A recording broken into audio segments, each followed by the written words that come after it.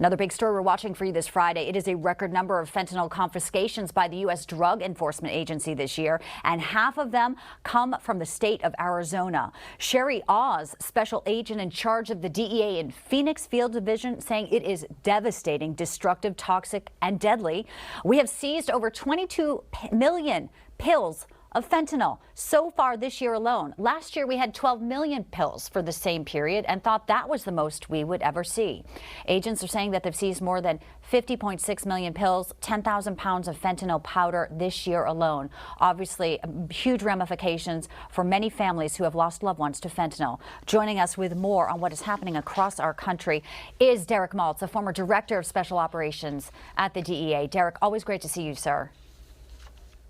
Good afternoon, Bianca. Thanks for having me back. Oh, it's wonderful to have you back because this is a huge issue that is happening, and it seems like the administration here is not giving it the attention it needs. I mean, we're talking about this amount of fentanyl, 379 million people, potentially lethal doses. They say there's enough to kill every single American. What is it going to take, Derek, for more to be done to stop the flow of fentanyl into the United States?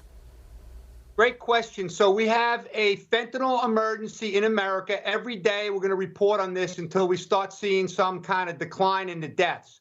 There's no rule of law in Mexico with President AMLO. When he let Ovidio Guzman go in October of 2019, that demonstrated his commitment to save American lives. He doesn't care about American lives. And you know what? He's got the hugs for thugs, no bullets policy. So we're going to have to be way more aggressive in America, and we're going to have to start pushing the Mexican government to go after those labs and go after those cartel leaders. Bianca, let me just point out something very important I want you to know. Yes. So DEA Phoenix alone seized over 22 million, like you reported. But what the American public has to understand is I've been tracking this every year. Yep. 2015, they seized 0 fake pills in Arizona. That's where Chapo Guzman and the Sinaloa cartel have a stronghold, and they're taking advantage of that state because it's an open border and our CBP is overloaded. Bingo. I mean, you don't go from 0 to enough to kill every American to know there's some, clear thing happening here that is about to, obviously unleash terror on Americans. And that's what I want to ask you. A lot of people we see, we have video of a police officer who, was exposed to it. It takes such a minute amount to kill people, and it's laced with other drugs. Sometimes, kids think they're taking maybe cocaine, there's fentanyl. But Derek, to the point of all of this, I mean, isn't this, this is a weapon of mass destruction, some say. This should be classified like a sarin gas because it is such a small amount that'll wipe you out.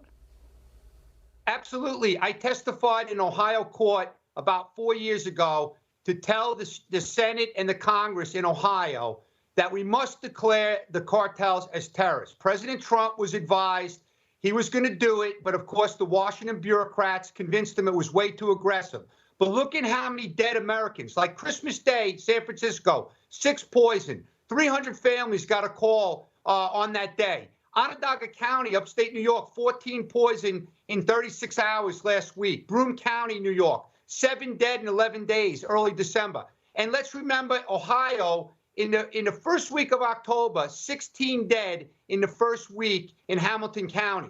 So we have a national emergency. The problem is, people are not taking this serious, and they're not acting with a sense of urgency. The Mexican cartels are the enemy of our children. They need to be held accountable. What are we waiting for? Yeah, Derek, the human toll there of what you just said is astounding. We know you are taking it seriously. We know the DEA officers working hard to get it off the street clearly are taking it seriously. Again, a story we'll continue to watch closely as the new year unfolds, and hopefully more can be done to try and stop this deadly flow. Derek Maltz, former Director of Special Operations, DEA, great to have you. Thank you so much, sir. Thank you so much for covering this important topic. I really appreciate it, and the families around America appreciate it as well. Thank you. We appreciate your expertise, Derek. Thank you.